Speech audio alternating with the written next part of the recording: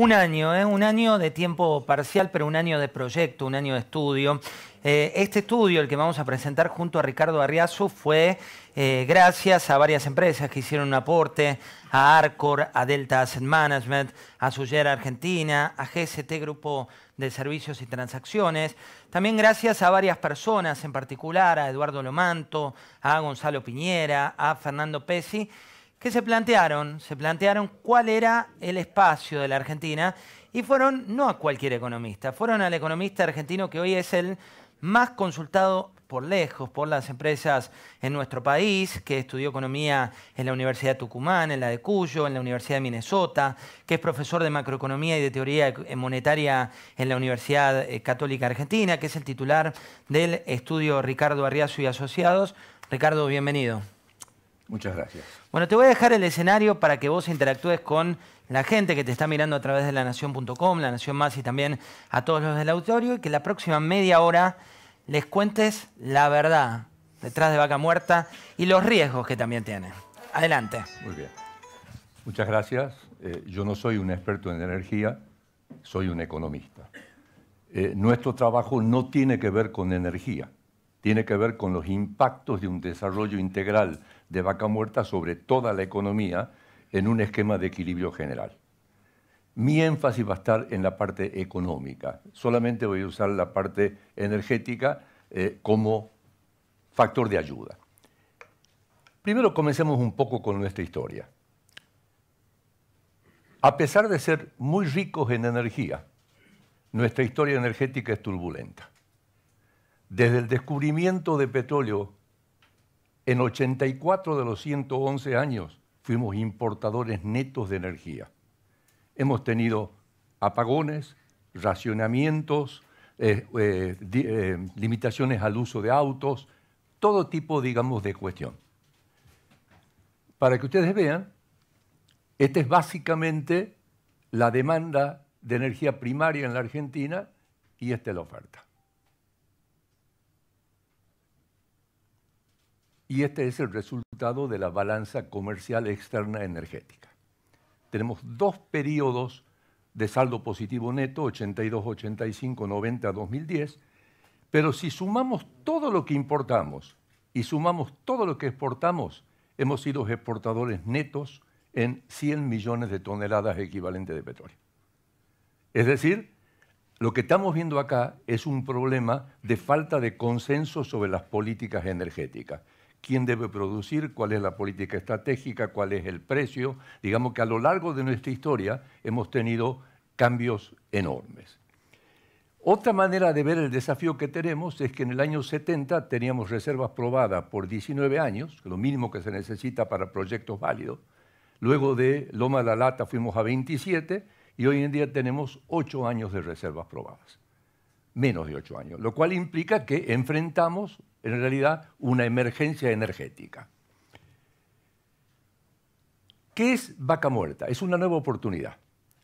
Cuando la EIA, la Agencia de Información de Estados Unidos, publicó en 2011 y 2013 el tamaño de las reservas, diciendo que tenemos las segundas reservas, en realidad recursos técnicamente recuperables, no convencionales, y los cuartos en petróleo, quiero aclarar que sumamos la probada, no somos la segunda, digamos, pero estamos, digamos, dentro de las 6 más importantes.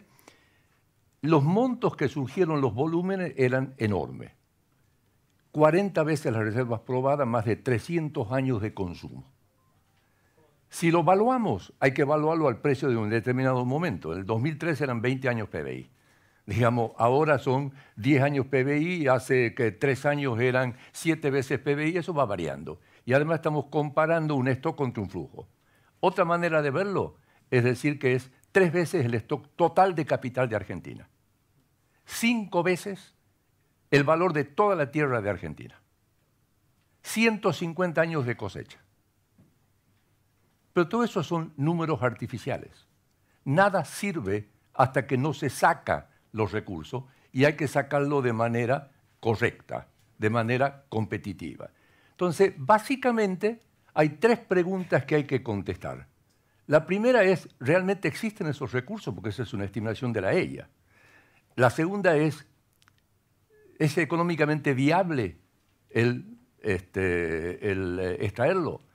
Y la tercera es de serlo, digamos, con qué velocidad se va a desarrollar. Las dos primeras son puramente para ustedes. Ustedes son los técnicos que van a decir cómo es realmente, si están los recursos, si no están, si somos económicamente viables. Nosotros los economistas podemos, digamos, ayudar en la tercera. Entonces, ¿qué es lo que dicen los principales expertos?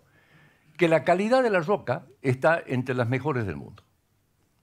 ¿Qué más dice? Que Vaca Muerta no es el único, digamos, lugar donde hay reservas no convencionales. Dicen que la realidad superaría a la cantidad de recursos que estimó la EIA, o sea que sería todavía más grande. Que las mejoras en productividad y los cambios regulatorios, lo que dijo Miguel, bajaron los costos. En el año 2013, digamos, era imposible producir, digamos, en Argentina, pero que todavía son superiores a los de Estados Unidos. Acá hay grandes discrepancias. Acaba de salir un nuevo estudio que dice que estamos al mismo nivel de costo que Permian. Yo creo que todavía son superiores a los de Estados Unidos. Pero el gran problema son las altas tasas de descuento que se utilizan, digamos, para la evaluación de proyectos. Un proyecto poniendo una tasa del 20-25% de descuento en un proyecto a 25 años hace totalmente inviable cualquier tipo de actuación. Y eso es macroeconomía e instituciones. Ahí es donde puedo comenzar a ayudar. Entonces, digamos, si no hay inversión, no hay producción. Si no hay producción, vamos a tener dificultades. Vamos a tener problemas del sector externo, vamos a tener problemas de actividad económica, que es lo que ya hemos tenido en el pasado.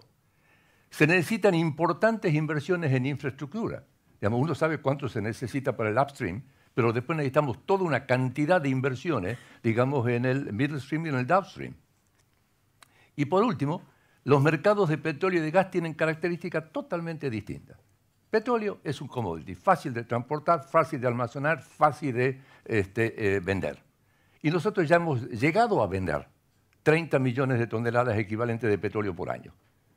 Gas no es fácil de transportar, no es fácil de almacenar, solamente se puede vender a los vecinos, digamos, por ahora por gasoducto, hay una limitación, y luego de eso está el problema que para poder ir a los mercados realmente mundiales hay que pasar al proceso de licuefacción con todas las inversiones que esto necesita. Y eso toma tiempo. Por eso está claro que nosotros hemos comenzado con gas. Ahora nos vamos a ir todo a petróleo, con independencia de la resolución 46 o no, nos vamos a ir a petróleo. Y después volveremos al gas seco, justamente, digamos, cuando continuemos avanzando.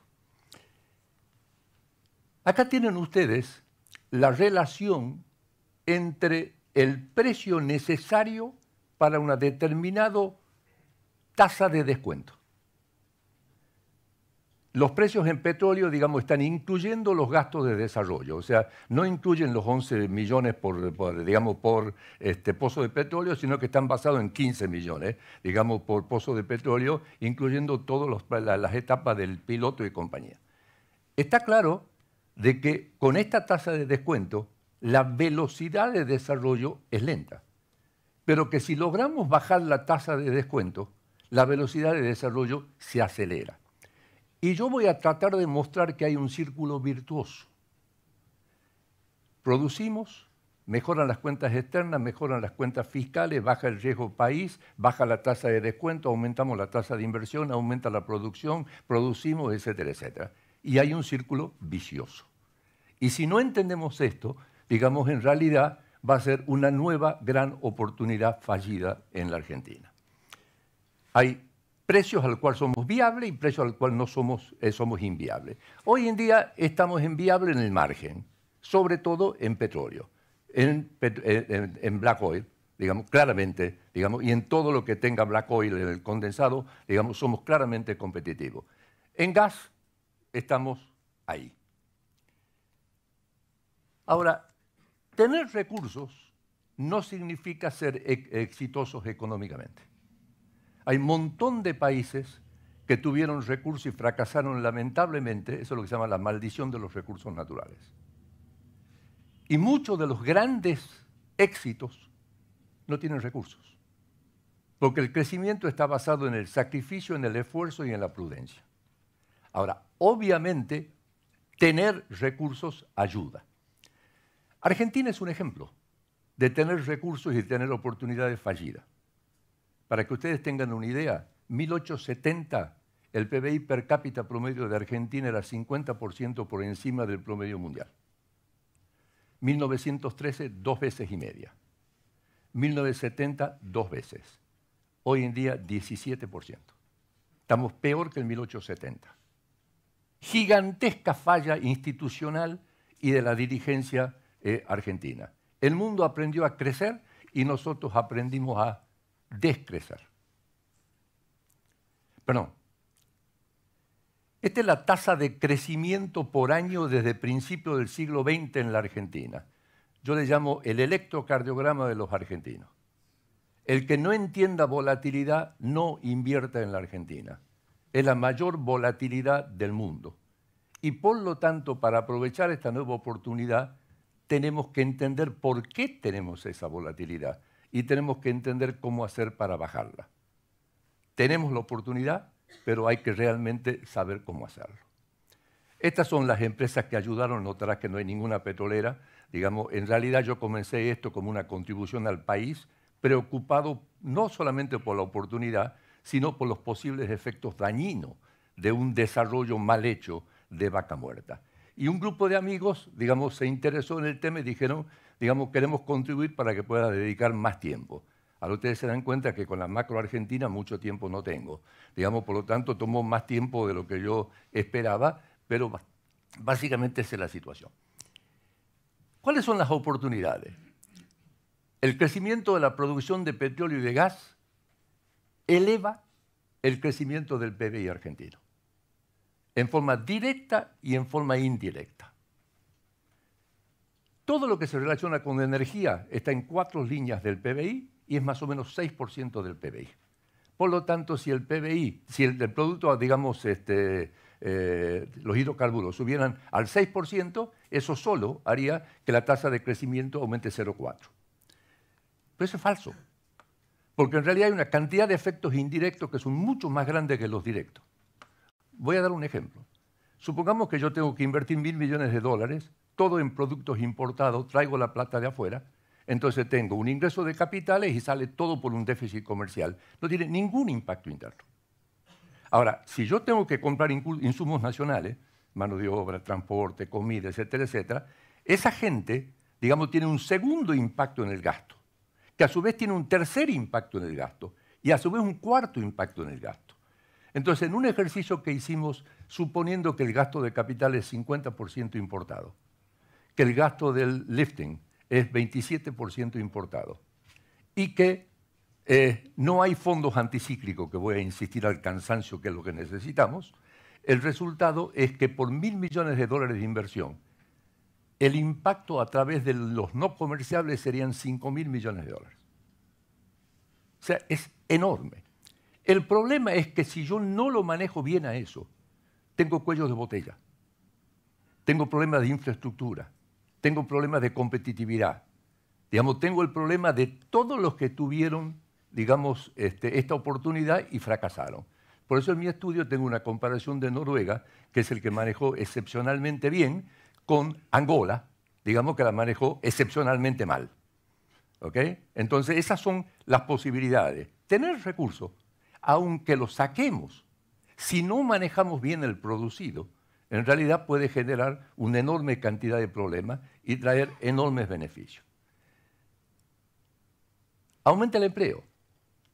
No solo en el sector energético, en Estados Unidos, digamos, de 22 personas por equipo, el total en el sector energético son 1 millón de personas, sino en el que le provee el pan, el que le provee la comida, el que le provee el transporte. Cuando uno quiere mirar el empleo en la Argentina, el empleo público es una decisión política. El empleo privado está relacionado con la evolución del PBI. Y la evolución del PBI no es independiente de lo que pase en energía. Todos los estudios que se están haciendo parten del crecimiento histórico y dicen esto va a subir la demanda de energía. No, no es cierto. Digamos, el PBI es función de la disponibilidad de energía. Al mismo tiempo, la demanda es función de lo que pasa en el PBI. Entonces, todo es interactivo. Mejora las cuentas externas. Obviamente mejora las cuentas externas porque de importador me convierto en exportador. Pero cuidado, todo el mundo mide puramente el balance energético. Yo tengo que importar bienes de capital, tengo que importar insumos, y los sectores que reciben beneficio, ellos también aumentan su gasto en lo que se llaman bienes comerciables, y por lo tanto también deterioran el balance comercial. Entonces el resultado neto es claramente positivo, pero no es en la magnitud, digamos, que estamos escuchando a decir, que escuchamos, puramente basado en lo que es, digamos, la balanza energética. Aumenta la recaudación nacional y provincial. Digamos, provincial a través, digamos, de regalías, de ingresos brutos, de inmobiliarios y compañía. Nacional a través de IVA, impuesto a las ganancias. Pero como eso se coparticipa, eso vuelve a las provincias. Por lo tanto, para hacer un análisis, lo que hay que saber es qué van a hacer los gobiernos nacionales y provinciales con esos recursos. Una cosa es que se gasten todos los recursos y otra cosa es que hagan como Noruega, de crear un fondo intergeneracional. Digamos, son resultados completamente distintos. La importancia depende de cuál es la magnitud, digamos, del sector no comerciable y de los gobiernos, lo que hagan los gobiernos con el ingreso. Acá Miguel habló del precio del gas. Claramente, una vez que uno esté en la etapa de liquefacción, el precio del gas en boca de pozo tiene que tomar en cuenta a qué precio lo vendemos y toda la cadena para abajo. Pero hay algo más importante. Nosotros vamos a competir con Estados Unidos, que se está convirtiendo en el gran exportador, digamos, de gas licuado. El resultado es que como Estados Unidos está más cerca de los mercados, digamos, de Asia y al mismo tiempo tiene un costo de capital más bajo, nuestro precio competitivo tiene que ser más bajo que Henry Hub. La única diferencia es que yo creo que cuando Estados Unidos se vuelva exportador, el precio de Henry Hub va a subir. Porque cuando el gas a mí me sobra, o lo vendo barato o lo venteo. ¿Okay? Ahora, una vez que lo estoy licuando al gas, entonces automáticamente ya no tengo ni que venderlo barato ni que licuarlo. Entonces mi posición es que va a subir Henry Hub, pero que Argentina tiene que ubicarse abajo de Henry Hub. Y ese es uno de los grandes desafíos que tiene Argentina. Obviamente, en la medida que baje el precio del gas, todos los sectores internos de la Argentina que usan energía comienzan a ser más competitivos. Es como sería una devaluación interna. Tomen nada más que el caso de fertilizantes. Hoy en día estamos importando fertilizantes, estamos pagando el precio de importación. De la misma manera, digamos, si dejamos de importar fertilizantes, vamos a tener el export parity. Eso baja el precio interno de los fertilizantes, con lo cual aumenta automáticamente la demanda de fertilizantes, lo cual aumenta la oferta agropecuaria. Entonces tenemos una segunda ronda, digamos, en todas estas cosas que no estamos viendo. Y luego tenemos cada uno de los sectores intensivos en energía, digamos, la petroquímica, la siderurgia, la cerámica, etcétera, etcétera. ¿Cuál es el crecimiento potencial de la producción? Ustedes lo que tienen acá son la cantidad de pozos en Vaca Muerta, la producción de petróleo en diciembre del 2017 y 2018 y la producción de gas en noviembre del 2017 y 2018. ¿Y cuáles son las compañías que básicamente invierten? Ahí está el éxito brutal de Tecpetrol, digamos, con Fortín de Piedra. Ahora, hay estudios que dicen que la cantidad de pozos para desarrollar plenamente Vaca Muerta tiene que estar entre 20.000 a 35.000. El estudio de la Secretaría de Energía habla de 26.000. A 200 pozos por año tarda 150 años. ¿Okay? Está claro que esta no es la velocidad. Pero aparte de eso, la cantidad de pozos ya no es la variable relevante, porque ahora estamos yendo en pozos horizontales, por lo tanto, mucho más relevante la cantidad de metros perforados, pero además es cantidad de fractura. Y cuando uno mira la cantidad de fracturas, digamos, en el último año, crecieron 32% incluyendo las convencionales y 62% incluyendo las no convencionales. Entonces, claramente, la velocidad a la cual se está desarrollando hace que Argentina hoy en día sea la segunda después de Estados Unidos en desarrollo de los recursos no convencionales. Pero todavía es insignificante. Ahora, piensen un instante si tenemos que perforar 1.000 millones de pozos por año. Esos son 15.000 millones de dólares de inversión, nada más, digamos, que en perforación. Hay que agregarle todo lo que necesitamos en plantas separadoras, en gasoductos, en oleoductos, etcétera, etcétera. Y eso no se puede hacer si no hay equilibrios macroeconómicos que garanticen la baja. Esta es la curva de aprendizaje en petróleo. Producción inicial, tasa de declino que todo el mundo sabe, digamos que es mucho más alta que en el convencional. Una cosa interesante, digamos, es que esto no es heredable, porque hay que estar permanentemente perforando y permanentemente, digamos, con una cantidad, digamos, de dinero que se necesita poner. Si no están dadas las condiciones macro, digamos, no va a haber perforación. Entonces, Vaca Muerta será una oportunidad que quedará para el futuro. Y esto es lo mismo para gas, donde obviamente está esa caída del 2017, pero luego el gran aumento por Fortín de Piedra en el 2018. Cuando nosotros combinamos cantidad de perforación con aumento de productividad, con desregulaciones, con baja del costo, entonces comenzamos a tener una idea de cuánto puede crecer la producción.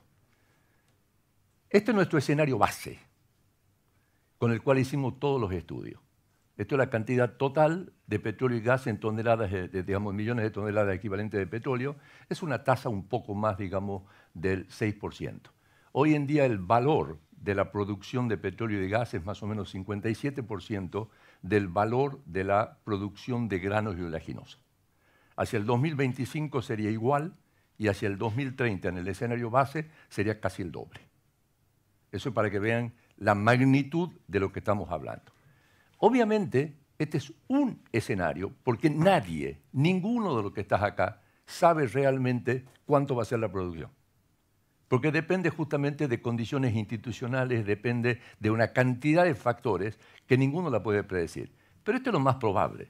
Ahora, si yo hago las cosas mal hechas, este es el escenario. Y ahí me falta energía, no puedo crecer, tengo déficit externo, lo que tantas veces vivimos. Y si hago las cosas muy bien hechas, es esto. ¿Okay? La proyección más optimista que publicó en su momento la Secretaría de la Industria es mayor que nuestra optimista, pero con esta forma. Claramente esta forma no se puede dar hasta no tener toda la infraestructura, sobre todo en gas. Tiene que ser este tipo de forma, digamos, la que se va a dar.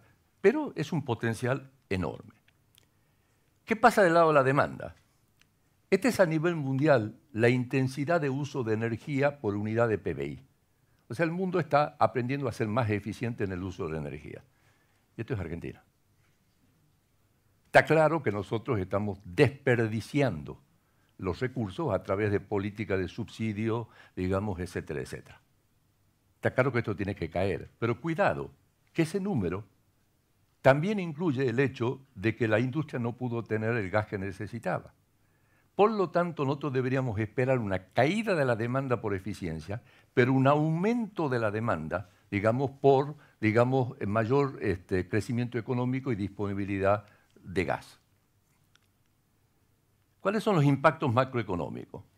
Este es el PBI hasta ahora y este sería la tasa de crecimiento del PIB. En realidad esto es un supuesto. Así como hacen un supuesto que es 2,8, digamos, el crecimiento en la demanda de energía, este es un supuesto solamente viendo el escenario base, cuánto puede crecer. Pero en realidad puede ser bastante más que esto. Ahí tienen ustedes la balanza comercial, la balanza energética en términos de dólares y en términos de porcentaje del PBI.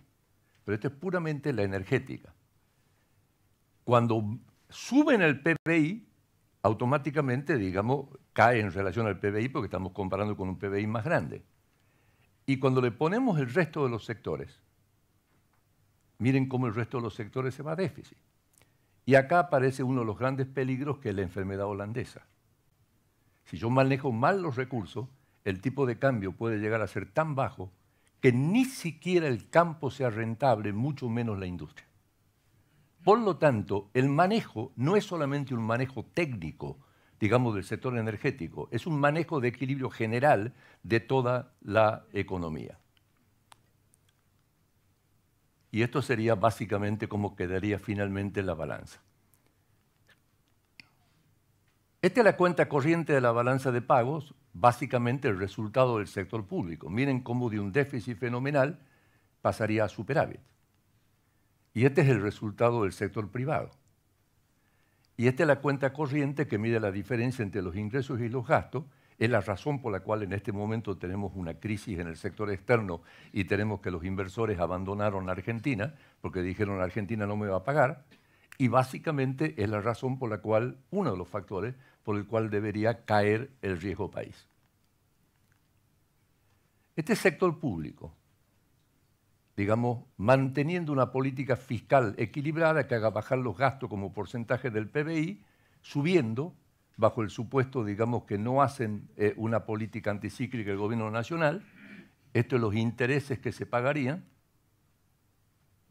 y esto, digamos, es el resultado primario. Segundo factor que me haría bajar el riesgo país y, por lo tanto, entraría en un círculo virtuoso. Esta es la deuda. Y esta es la deuda como porcentaje del PBI. Y todavía esto depende de la magnitud de los fondos anticíclicos o de la prudencia fiscal. ¿Okay? Donde claramente hay que comenzar bajando la deuda, como está haciendo Neuquén en este momento, pero luego hay que pensar más amplio que eso. ¿Okay?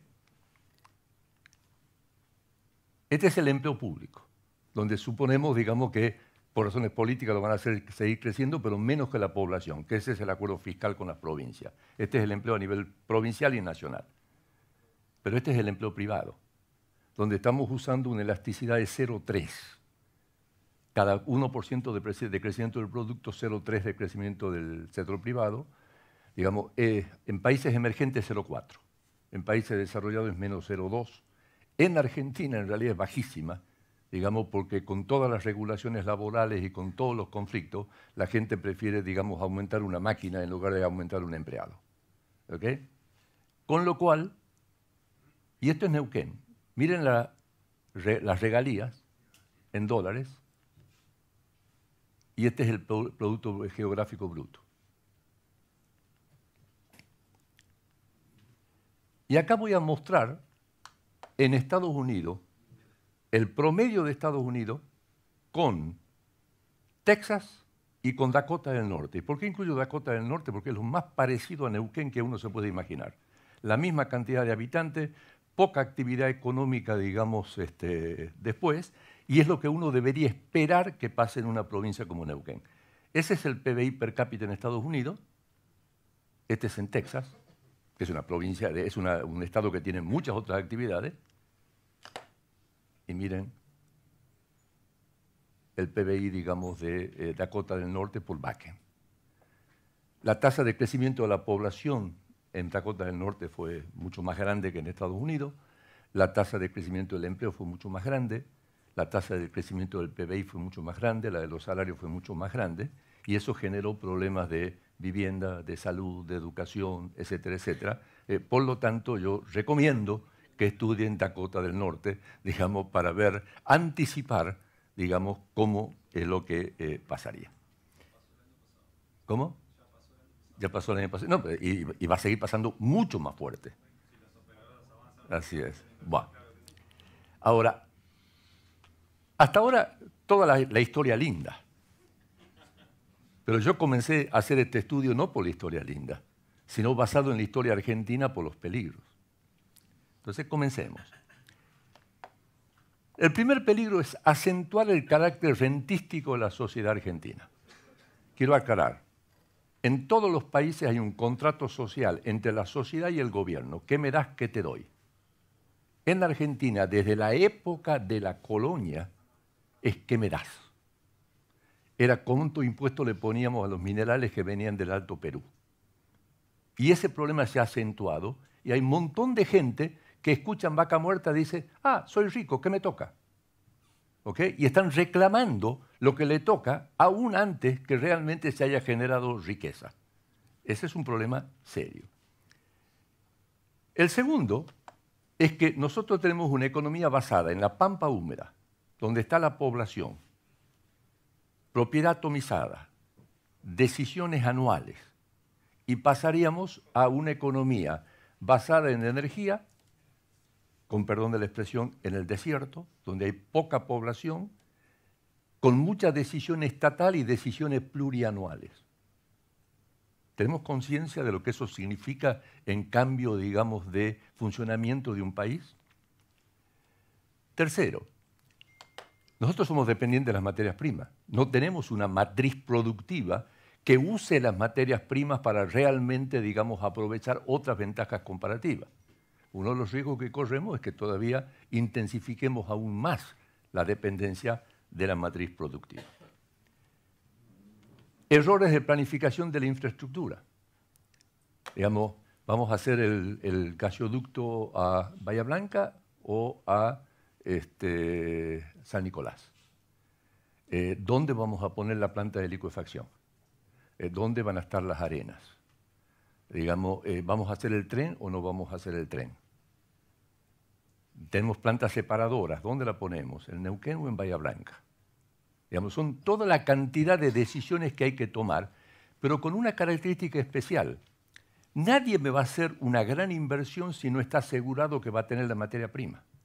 Y nadie va a invertir en la materia prima si no está asegurado que va a tener una demanda final. Por lo tanto, ese es el papel que tiene el Estado, juntar a ambas partes con mercados transparentes, con mercados a futuro, con mercados que permitan a todo el mundo y con compromisos en firme para poder realizar semejantes inversiones. Si cada uno se corre por su lado, vamos a cometer errores como los dos gasoductos del norte, digamos, paralelos, que nunca se usaron, digamos, nada más que porque no se pusieron de acuerdo en ese momento de cómo hacerlo. Peligro de burbuja y enfermedad holandesa, en realidad la enfermedad española. Cuando España descubrió América y comenzó a exportar todo el oro y la plata, digamos, generó tal riqueza en España que ninguna actividad económica sobrevivió. España fue la primera potencia mundial hasta que intentó invadir a Inglaterra. La gran tormenta le hundió la armada y a la miércoles con España, digamos, por 200 años. Ese es uno de los peligros. Y no cuento otro de los peligros porque no corresponde. Pero vuelvo a repetir, eso se va a ver en el tipo de cambio. Y el tipo de cambio va a depender de cómo se manejen los recursos. Es decir, si hay fondos anticíclicos o no, si se utiliza para bajar la deuda, para hacer fondos intergeneracionales. Luego, hoy en día tenemos un sistema de coparticipación de la pampa húmeda a las otras provincias. ¿Cuánto tiempo va a pasar hasta que las otras provincias digan yo soy parte de Argentina, digamos, y yo quiero también coparticipar esto? Y por supuesto Neuquén va a decir, no, la Constitución dice que es mío. ¿Okay? Pero en ese momento vamos a tener, digamos, claramente un conflicto. Impacto sobre la revaluación de activos. Digamos, cuando yo veo, digamos, que el alquiler de inmueble en Añelo cuesta lo mismo que en Recoleta, digamos, claramente tengo un problema, digamos, con los activos. Entonces yo puedo tener toda una burbuja de precios de activos. Entonces, ¿y dónde voy a conseguir la gente para trabajar la fruta del Alto Valle? ¿Y cómo lo voy a convencer a un maestro en Neuquén que gane una cierta cantidad de dinero, digamos, cuando el que está trabajando, digamos, en la empresa petrolera gasta mucho más dinero? No le envidio su tarea en ese caso. Por último, acentuar el uso de la política como una forma de ascenso social y del sector público como un botín de guerra. Eso es Angola. ¿Okay? No quiero decir que sea Argentina, pero, digamos, algún parecido tiene. Entonces, claramente, digamos, cuando existe una riqueza, se acentúan esos temas y hay que pensarlo por anticipado. Y luego está el tema de la falla en los controles ambientales, que evidentemente Argentina tiene una cantidad de ventajas, pero claramente hay que estudiar y dejar en claro cuáles son los riesgos y cuáles no son los riesgos. Ahora están con todo el tema de los temblores en el Rincón del Sauce. Digamos, nadie se puso a hacer un estudio de los sismos que había antes, digamos, de que haya fracking, pero de todas maneras, esto va a estar cada vez peor. Entonces, si queremos que esto realmente funcione sin interferencia, son temas en los cuales hay que manejarlo. Y ese es básicamente lo principal del estudio, que ustedes básicamente verán que no se centra, a pesar que tuve que dedicar 6 meses a entender la energía, sino que se centra en cuáles son los impactos económicos que tiene un desarrollo exitoso de Vaca Muerta. Muchas gracias.